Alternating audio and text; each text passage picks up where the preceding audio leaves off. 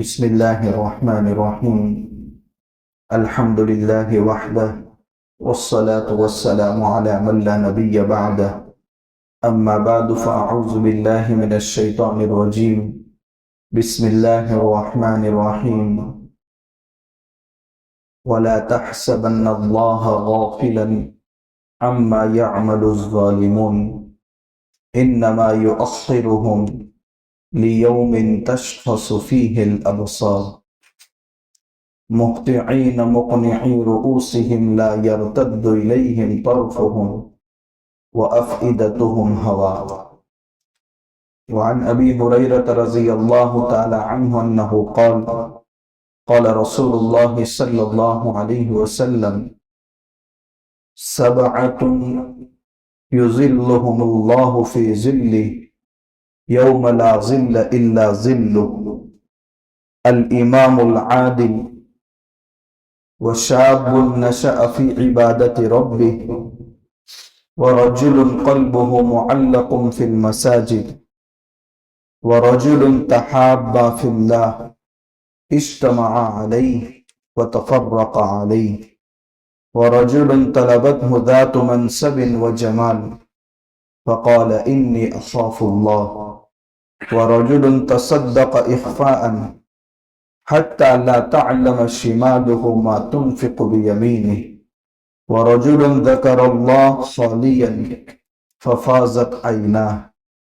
رواه البخاري أو كما قال رسول الله صلى الله عليه وسلم صدق الله مولانا العظيم وصدق رسوله النبي الكريم ونحن على ذلك لمن الشاهدين والشاکرین والذاکرین والحمد للہ رب العالمین.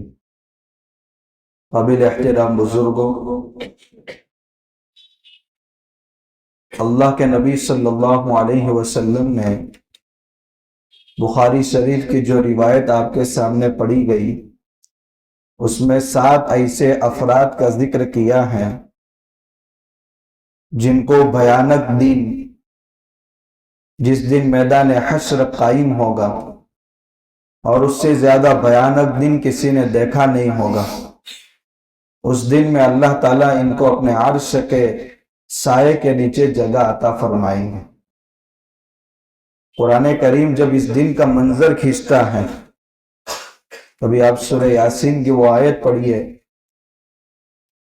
ایک ہے شخصی قیامت، من ماتا فقد قامت قیامت، جو مر گیا اس کی انفرادی قیامت اسی دن قائم ہوگی. لیکن ایک ہے پورے مجموعہ عالم کو فنا کر کے دوبارہ زندہ کرنا، جس دن اللہ تعالیٰ کے حکم سے دوسرا سور میدان حشر کی طرف لوگوں کو جمع کرنے کے لیے حضرت اسرافیل علیہ السلام پھونکیں گے. ہر قبر سے نکلنے والا بندہ یہ کہے گا یا ویلنا من بعثنا ھذا، یا آپ نے دیکھا ہوگا من بعثنا اور ھذا کے درمیان سکتہ لکھا ہوا. ھذا کو آپ آگے سے بھی جوڑ سکتے ہیں اور بعد والے لفظ کے ساتھ بھی جوڑ سکتے ہیں.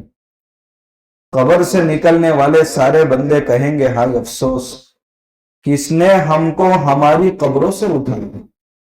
من بعثنا ھذا، جس میں ہم اس خوابگاہ میں سوئے ہوئے تھے، ہم کو کس نے اٹھایا. یہ جب ھذا کو پہلے سے جوڑ کر کے پڑھے، اور اگر ھذا کو بعد کے ساتھ جوڑ دے یا ویلنا من بعثنا ھذا ما وعد الرحمن، کون ہے جو ہم کو اپنی قبروں سے اٹھا رہا ہے، تو ان کو جواب دیا جائے گا ھذا ما وعد الرحمن، یہ اسی وعدے کا دن ہے جو رحمان نے تم سے کیا تھا.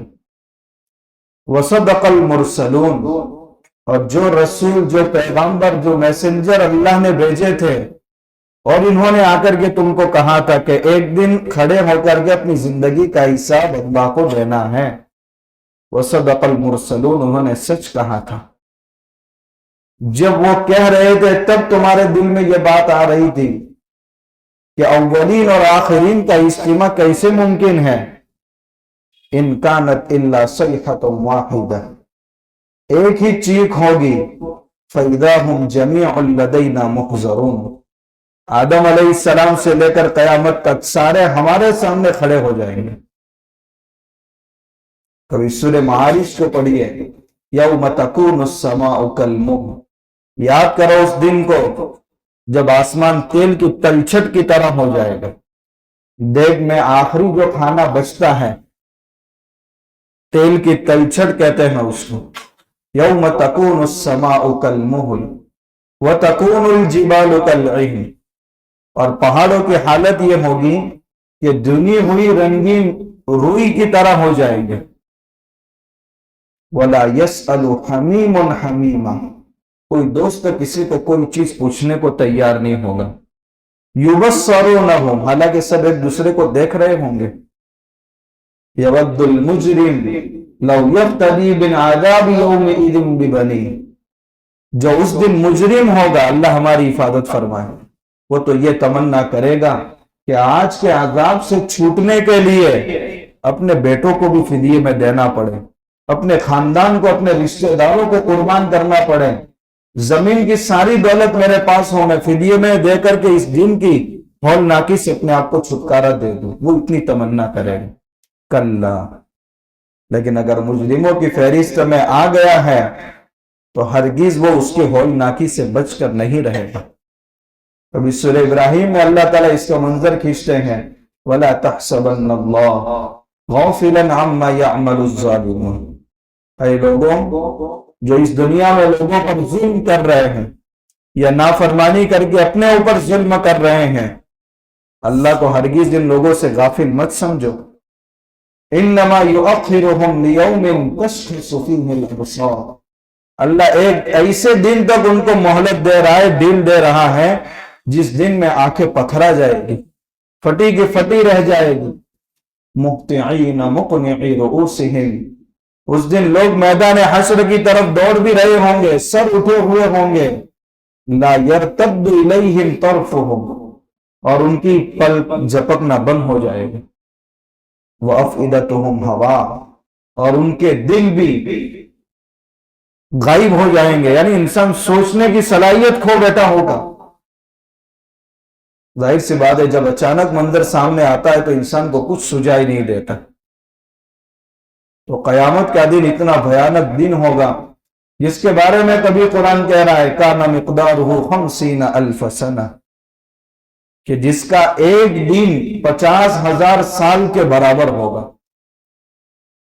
کبھی اللہ کے نبی صلی اللہ علیہ وسلم فرماتے ہیں تدنی الشمس یوم القیامہ من خلق الناس، سورج تمام مخلوق سے اتنا قریب ہو جائے گا کہ اس کے اور سورج کے درمیان 1 میل کا فاصلہ ہوگا۔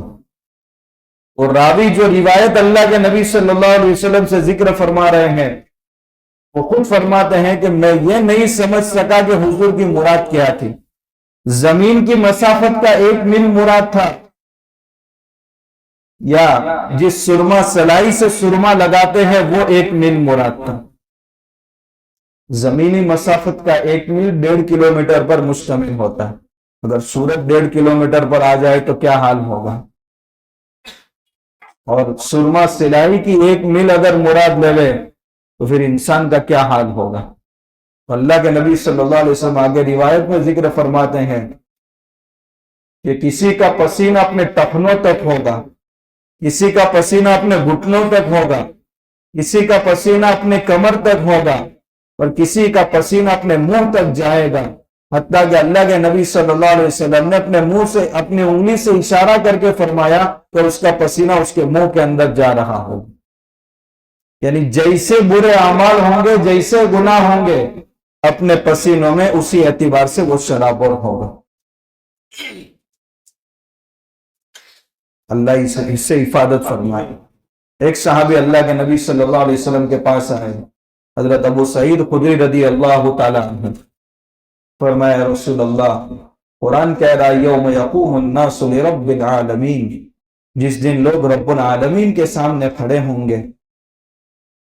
قرآن تو کہہ رہا ہے کان مقدارہ 50,000 سنہ، جس کا اندازہ 50,000 سال کے برابر ہوگا۔ कैसे खड़े रह पाएंगे? एक बंदे के लिए 2 घंटे तरावी में ठहरना मुश्किल होता है, या 50,000 साल के बराबर, या रसूलुल्लाह कैसे ठहर पाएगा? अल्लाह के नबी सल्लल्लाहु अलैहि वसल्लम ने फरमाया कि पक्के ईमान वाले और पक्की ईमान वाली औरत के लिए ये वक्त इतनी तेजी से गुजर जाएगा जैसे एक फर्ज नमाज की अदायगी में वक्त गुजर जाता है। और सूरज के बारे में फरमाया, ला यज़ुर्रु हर्रुहा मुमिनन वला मुमिनतन, उसकी तपिश पक्के ईमान वाले मर्द और पक्की ईमान वाली औरत को तकलीफ नहीं पहुंचाएगी। अल्लाह ताला कुछ बंदों को अर्श के साए के नीचे जगह अता फरमाएगी। जाहिर सी बात है, बात समझ में नहीं आती कि एक ही मैदान में सब खड़े हों, इनके लिए 50,000 साल के बराबर एक दिन लगे और इनके लिए एक फर्ज नमाज के बराबर वक्त पूरा हो जाए। हमारा तो ईमान है वल्लाहु अला कुल्लि शैइन कदीर, मगर दुनिया में भी बारहा तजर्बे होते हैं। एक इंसान इतनी लंबी रात में बीमारी की हालत में कराहते हुए करवटें बदल रहा है, और एक तंदुरुस्त है, दोनों की रात पूरी होने में कितना फर्क होता है। एक एक झटके में पूरी हो जाती है और दूसरे के लिए आधा घंटा निकालना भी मुश्किल होता है। तो कयामत में जो मुजरिमों की फहरिस्त में होगा, उसके लिए 50,000 साल के बराबर उसको वो दिन महसूस होगा, और जो पक्के ईमान वालों में शामिल होगा उसके लिए फर्ज नमाज की अदायगी के बराबर ये वक्त पूरा हो जाएगा। अल्लाह के नबी सल्लल्लाहु अलैहि वसल्लम ने यह भी फरमाया, ये जो रिवायत बुखारी शरीफ के आपके सामने जिक्र की जा रही है, इसमें अल्लाह के नबी सल्लल्लाहु अलैहि वसल्लम ने 7 ऐसे आदमियों का जिक्र किया है कि कयामत के दिन अल्लाह ताला इनको वीआईपी कोठे में जगह अता फरमाएंगे। अल्लाहुम्मा ज़िल्लनी तहत ज़िल्ल अर्शिक यौम ला ज़िल्ल इल्ला ज़िल्ल अर्शिक, ऐ अल्लाह तेरे अर्श के नीचे जगह अता फरमाना उस दिन जिस दिन तेरे अर्श के साए के अलावा कोई साया नहीं होगा। इंसान सर का मसा करे तो उस वक्त उसको यह दुआ करनी चाहिए, अल्लाहुम्मा ज़िल्लनी तहत ज़िल्ल अर्शिक यौम ला ज़िल्ल इल्ला ज़िल्ल अर्शिक। वो 7 आदमी कौन से हैं जिनको अल्लाह तबारक व तआला कयामत के दिन अपने अर्श के साए के नीचे जगह अता फरमाएंगे? वो 7 आदमी अल्लाह के नबी सल्लल्लाहु अलैहि वसल्लम ने बुखारी शरीफ की इस रिवायत में, जिसके रावी हजरत अबू हुरैरा रज़ी अल्लाह तआला अन्हु हैं, उनमें बयान फरमाया है। दुआ करे कि अल्लाह ताला उनमें हमारा भी शुमार फरमा दो।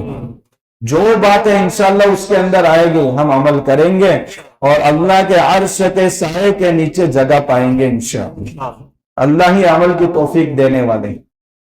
उनमें पहला शख्स है अल इमामुल आदिल, इंसाफ करने वाला मुक्तदा, इंसाफ करने वाला पेशवा, इंसाफ करने वाला जिम्मेदार, इंसाफ करने वाला हाकिम, इंसाफ करने वाला मुतवल्ली, इंसाफ करने वाला ट्रस्टी, इंसाफ करने वाला प्रिंसिपल, इंसाफ करने वाला मदरसे का मोहतमीम, इंसाफ करने वाला हर चीज का हक अहदे का सदर।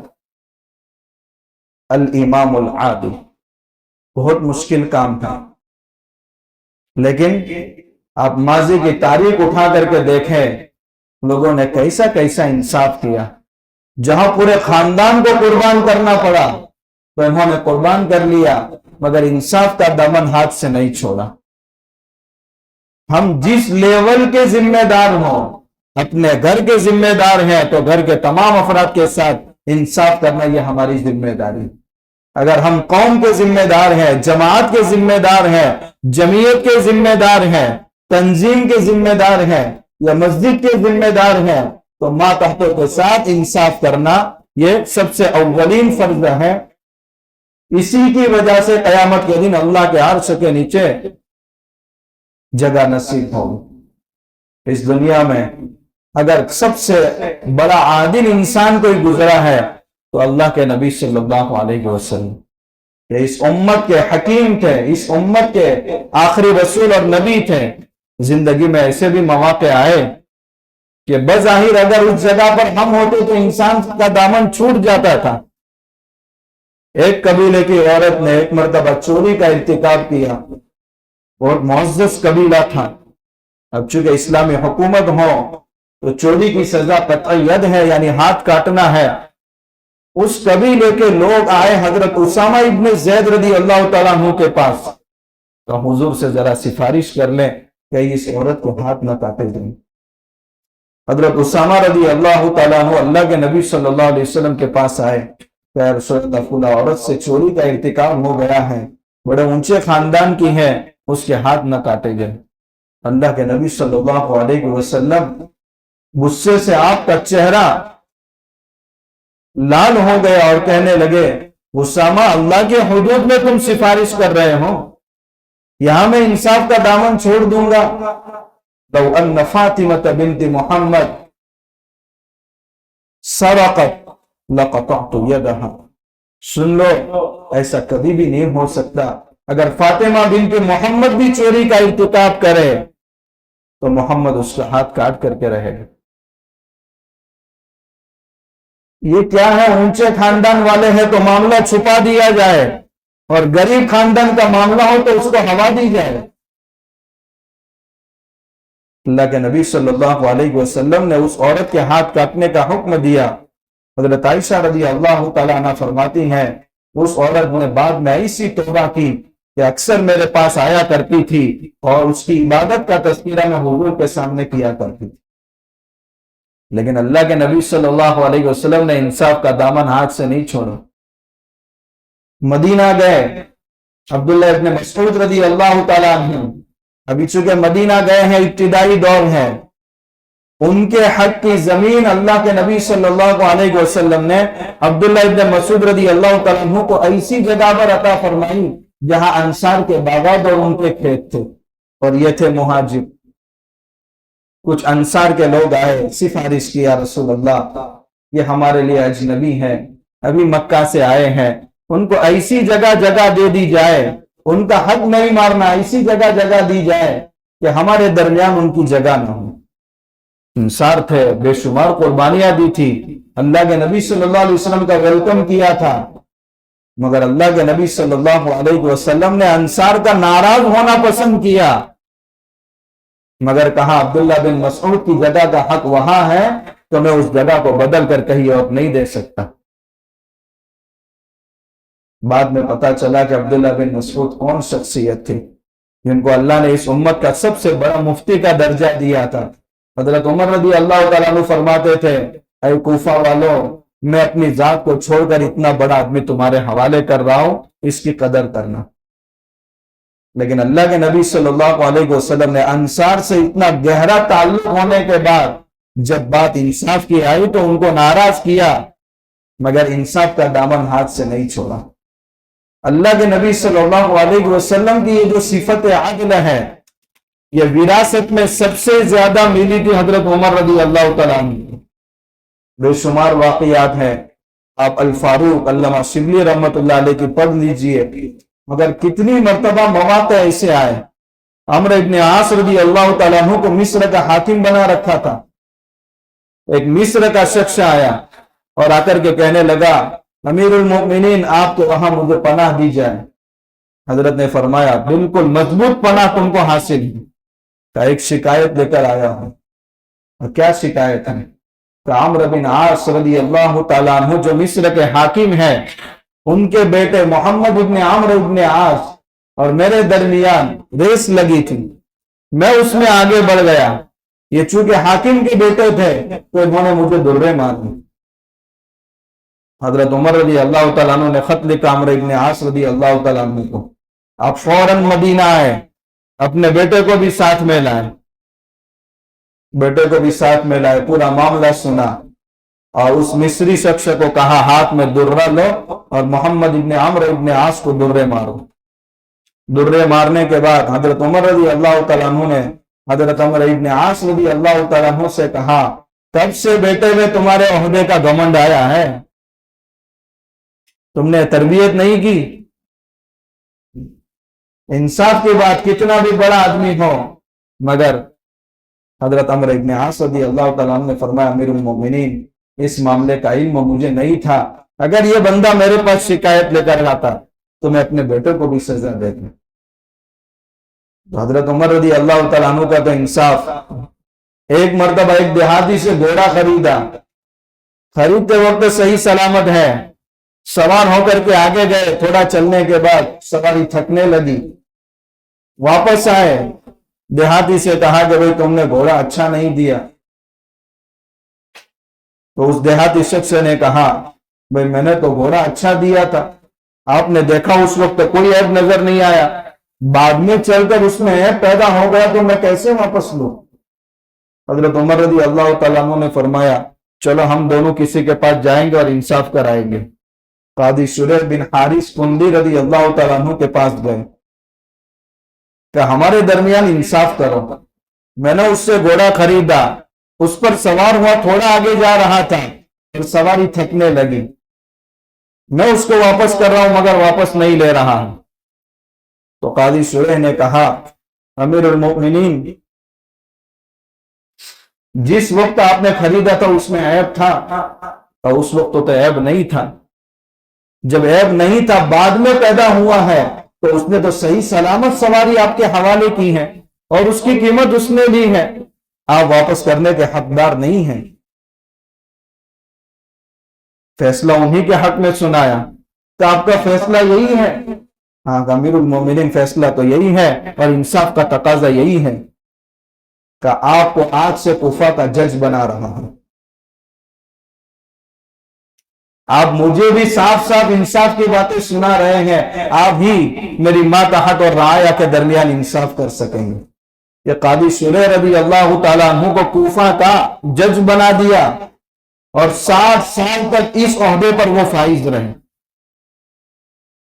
100 سال سے ان کی عمر زیادہ ہو گئی، پھر کسی نے خط لکھا، تب انہوں نے استعفیٰ دیا۔ حضرت عمر رضی اللہ تعالیٰ عنہ نے ان کو جج بنایا تھا، حتیٰ کہ کوفہ میں حضرت علی رضی اللہ تعالیٰ عنہ، حضرت امیر معاویہ رضی اللہ تعالیٰ عنہ، ان کے زمانے میں فیصلے یہ کرتے تھے۔ ایک مرتبہ حضرت علی رضی اللہ تعالیٰ عنہ کی ایک زیرہ گم ہو گئی، کئی مرتبہ تلاش کی مگر ملی نہیں۔ ایک ذمہ شخص جو دارالاسلام میں ٹیکس پے کر کے رہتے ہیں اور اسلامی حکومت ان کی عزت کی، مال کی حفاظت کی ذمہ داری لے لیتی ہے، ایسے شخص کو اسلام میں کہا جاتا ہے ذمہ۔ حضرت علی رضی اللہ تعالیٰ عنہ نے دیکھا کہ میری زیرہ تو اس ذمہ کے پاس ہے، دعویٰ کیا کہ یہ زیرہ میری ہے۔ اس ذمہ نے کہا کہ یہ زیرہ آپ کی نہیں ہے، آپ کیسے کہہ سکتے ہیں؟ معاملہ گیا عدالت میں۔ عدالت میں جج کون تھے؟ قاضی شریح رضی اللہ تعالیٰ عنہ۔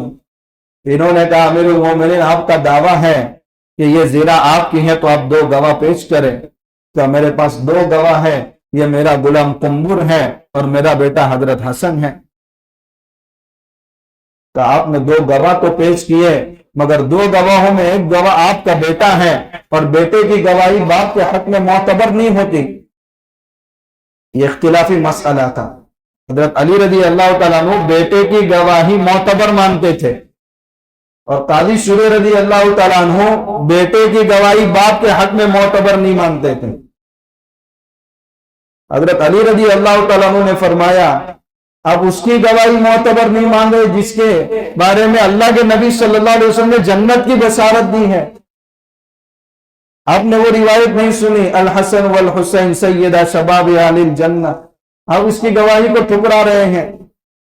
فرمایا 2 گواہ تو آپ کے پاس نہیں ہے، بیٹے کی گواہی باپ کے حق میں معتبر نہیں ہے، انصاف کا یہی تقاضا ہے زیرہ آپ اسی کے حوالے کر لیں۔ حضرت علی رضی اللہ تعالیٰ عنہ نے عدالت میں وہ زیرہ اسی کے حوالے کر دی۔ اس ذمہ نے کہا کہ اگر اسلام یہی انصاف سکھاتا ہے تو سب سے پہلے میں یہاں ٹھہر کر کے ایمان قبول کرتا ہوں اور سچ سچ بتاتا ہوں کہ یہ زیرہ آپ کی ہے۔ آپ ایک لشکر کے ساتھ چل رہے تھے اور سواری سے آپ کی زیرہ گر گئی تھی، میں نے اٹھا لی تھی، مگر آج جو میں نے انصاف دیکھا کہ امیر المؤمنین بھی عدالت میں کھڑے ہیں اور مجھے انصاف مل رہا ہے اسلامی اصول کے مطابق 2 گواہ ان کے پاس نہ ہونے کی وجہ سے۔ الامام العادل۔ تو ماضی میں انصاف کرنے والے بھی لوگ گزرے ہیں، اس لیے ہم یہ نہ کہیں کہ ہمارے لیے انصاف کرنا مشکل ہے، کوئی مشکل نہیں۔ حضرت عمر ابن عبدالعزیز رحمت اللہ علیہ، کبھی ان کی تاریخ پڑھی ہے، علماء نے لکھا ہے کہ یہ انصاف کرنے میں اپنے نانا کے مشابہ تھے، حضرت عمر رضی اللہ تعالیٰ عنہ، اور زہد اور تقوی میں حسن بصری رحمت اللہ علیہ کے مشابہ تھے، اور علم میں امام ابن شہاب زہری رحمت اللہ علیہ کے مشابہ تھے۔ یعنی تینوں باتیں تھی، انصاف بھی تھا، زہد اور تقوی بھی تھا، اور علم بھی تھا۔ کیا انصاف انہوں نے قائم کیا۔ ان کے زمانے میں البدایہ والنہایہ، یہ عربی میں تاریخ کی معتبر کتاب سمجھی جاتی ہے۔ موسیٰ ابن ایمن الرائی وہ فرماتے ہیں کہ میں جنگل میں محمد ابن عیینہ کی بکریاں چرا رہا تھا، روزانہ اسی جنگل میں شیر اور بکریاں ایک ساتھ چارہ چر رہے۔ ایک دن ایسا حادثہ ہوا کہ ایک شیر نے بکری پر حملہ کر دیا۔ انہوں نے کہا شاید آج وہ دن لگ رہا ہے کہ کسی ولی کامل کا انتقال ہوا ہے اور انصاف کا جنازہ دنیا سے اٹھ گیا۔ وہی عین وقت تھا کہ عمر ابن عبدالعزیز کی اس دنیا سے رحلت ہو گئی تھی۔ انسان جب آپس میں ظلم ختم کر لیتے ہیں تو جانور بھی اتفاق کر لیتے ہیں۔ الامام العادل، تو قیامت کے دن سب سے پہلے عرش کے نیچے جس انسان کو جگہ ملے گی وہ انسان ہے جو ہر معاملے میں انصاف سے کام لے۔ اپنی اولاد کے درمیان انصاف کرو، اپنے رشتہ داروں کے درمیان انصاف کرو، اپنے دوست احباب کے ساتھ انصاف کرو۔ اللہ نے جو ذمہ داری دی ہے غلط پہلو کا ساتھ مت دو، ورنہ یہ سیٹ آپ کے ہاتھ سے جا سکتی ہے۔ الامام العادل، قیامت کے دن سب سے پہلے جس آدمی کو عرش کے نیچے جگہ ملے گی وہ یہ ہے۔ اللہ ہم سب کو صحیح معنوں میں ہر معاملے میں انصاف کرنے کی توفیق عطا فرمائے۔ دوسرا شخص جس کو قیامت کے دن عرش کے نیچے جگہ ملے گی وہ شاب نشأ فی عبادت ربہ، ایسا نوجوان جس نے اپنی زندگی کی جوانی کا حصہ اللہ کی عبادت میں گزارا۔ بڑھاپے میں تو شیر بھی شکار کرنا چھوڑ دیتا ہے، اصل عبادت ہے جوانی کی عبادت۔ ظاہر سی بات ہے جوانی میں ہر طرح کے جذبات لگے ہوئے ہوتے ہیں، نفسانی خواہشات کا ابال ہوتا ہے، اور نوجوان ان تقاضوں کو دبا کر کے پھر اللہ کی عبادت کرے تو یہ 100% کمال کی بات ہے۔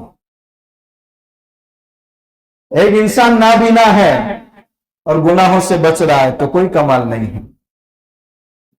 سارے تقاضے موجود ہیں، 100% اسباب برائی کی طرف لے جانے والے موجود ہیں، اور انسان اپنے آپ کو بچا رہا ہے۔ انسان ایسے موقع پر ایک بات سوچتا ہے کہ ماحول بھی اتنا گندا ہے کہ گناہوں سے بچنا مشکل ہو رہا ہے۔ حضرت ڈاکٹر عبدالحی عارفی رحمت اللہ علیہ فرماتے ہیں قیامت کے دن اگر اللہ تعالیٰ تمہارے گناہوں پر تمہیں پکڑ کرنے لگے اور تم یہ عذر پیش کرو کہ باری تعالیٰ اسے دور میں پیدا کیا تھا 15ویں صدی میں کہ بچنا چاہوں تو بھی بچ نہیں پاتا تھا، آپ ذرا صحابہ کے دور میں پیدا کرتے تو ہم گناہوں سے محفوظ رہتے۔ تو اللہ تعالیٰ اس کا یہ جواب دے، قرآن نہیں پڑھتے تھے ان اللہ علی کل شیء قدیر، کہ بے شک اللہ ہر چیز پر قادر ہے۔ تمہارا تو ایمان تھا تو تم کو گناہ سے میں نہیں بچا سکتا تھا، کب تم نے ہم سے مطالبہ کیا کہ اللہ اس گناہ میں مبتلا ہوں مجھے بچا دیجیے؟ تم نے کبھی ہم سے مدد مانگی؟ تمہیں تو قدرت تھی، تمہارے اندر نفس اور شیطان پر قابو کرنے کا کنٹرول نہیں تھا، مگر ہم تو قادر مطلق تھے، تو تمہارا کیا عذر ہوگا؟ کیا 15ویں صدی کے بہانے بناؤ گے؟ نہیں بنا سکتے۔ اس لیے انسان کو چاہیے اپنی ایک ڈائری رکھے، جن جن گناہوں میں مبتلا ہوں گناہوں کو لکھے، اپنی انفرادی دعاؤں میں اللہ کے سامنے کہے یا اللہ مجھ سے یہ گناہ ہو رہا ہے آپ بچا لیجیے، لا حول ولا قوت الا باللہ۔ اے اللہ گناہ سے بچنے کی طاقت اور نیکی کرنے کی طاقت آپ کی مدد کے بغیر حاصل نہیں ہو سکتی۔ تو دوسرا وہ شخص ہے شاب نشأ فی عبادت ربی، ایسا جوان جو اپنی جوانی کا زمانہ وہاں سے لے کر موت تک اپنی اللہ کی عبادت میں گزار دے۔ امام غزالی رحمت اللہ علیہ کی ایک کتاب ہے مکاشفت القلوب، اس میں ایک نوجوان شخص کا واقعہ لکھا ہے۔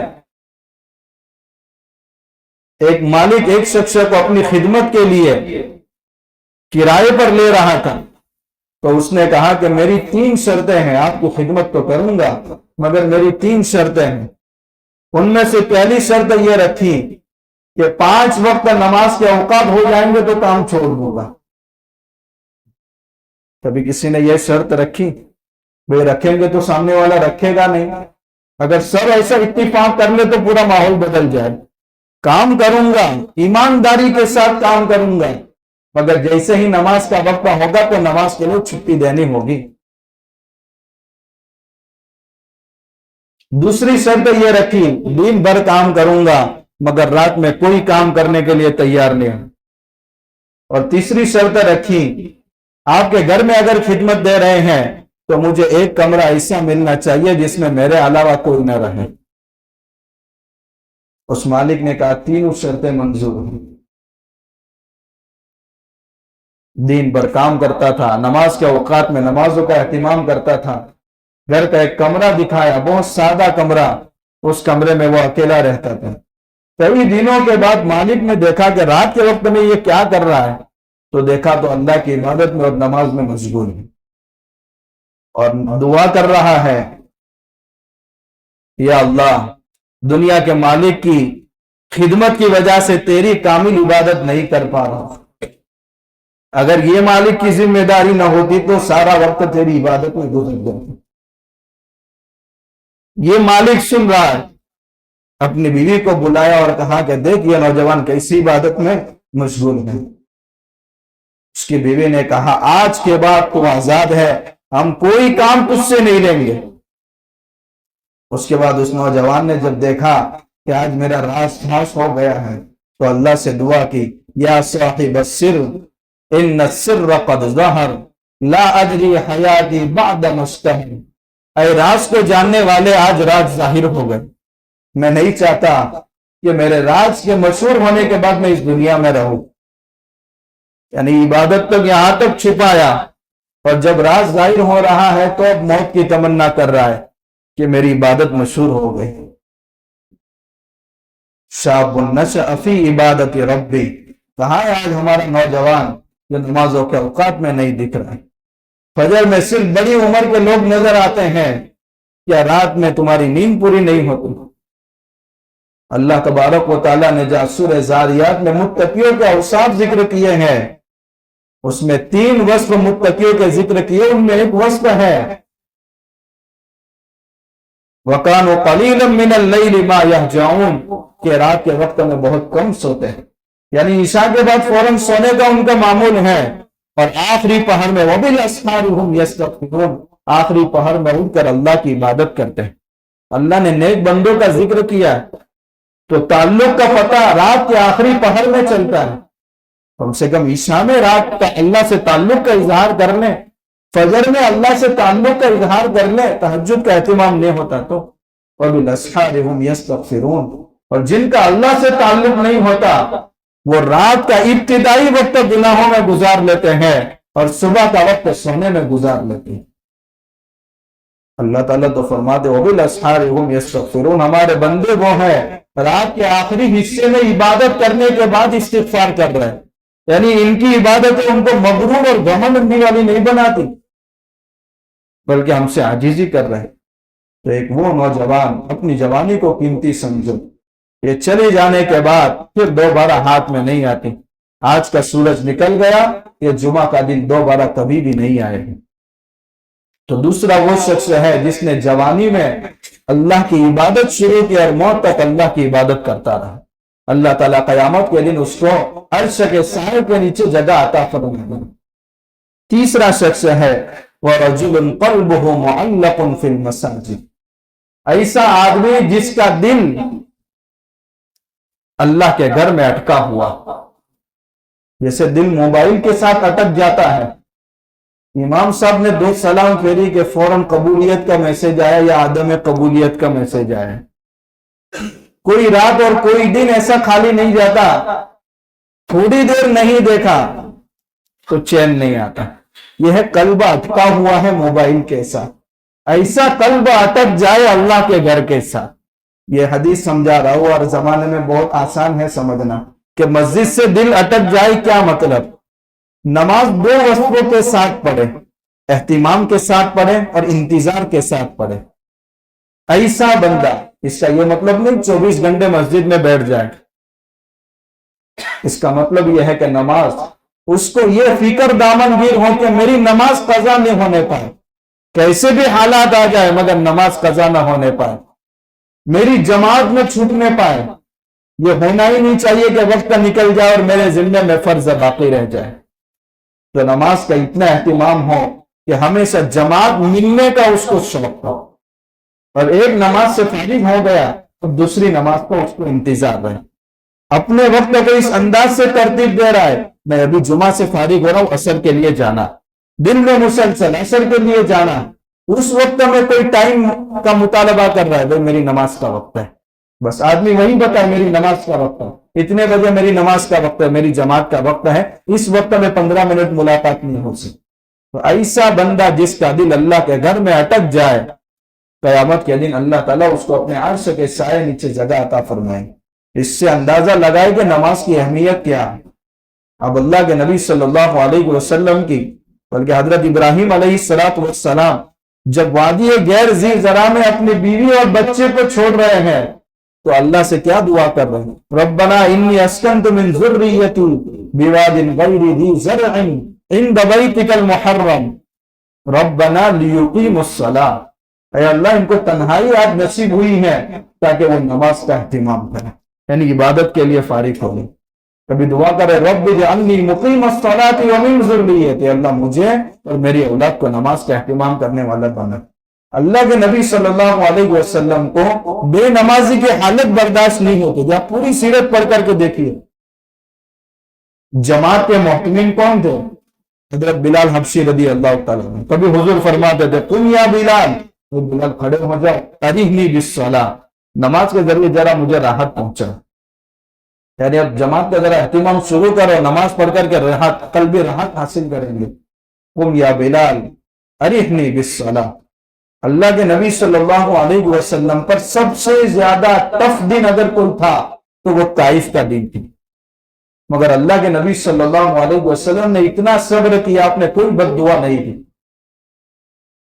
اللہم اہد قومی فإنہم لا یعلمون, اللہ میری قوم کو ہدایت دے, جانتی نہیں دی.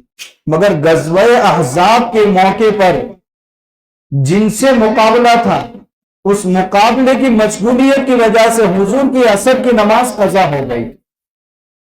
اللہ کے نبی صلی اللہ علیہ وسلم نے ایسے لوگوں کو اتنی بھیانک بد دعا دی ہے کہ شاید تاریخ میں, سیرت میں اتنے بھیانک الفاظ نہیں ملتے.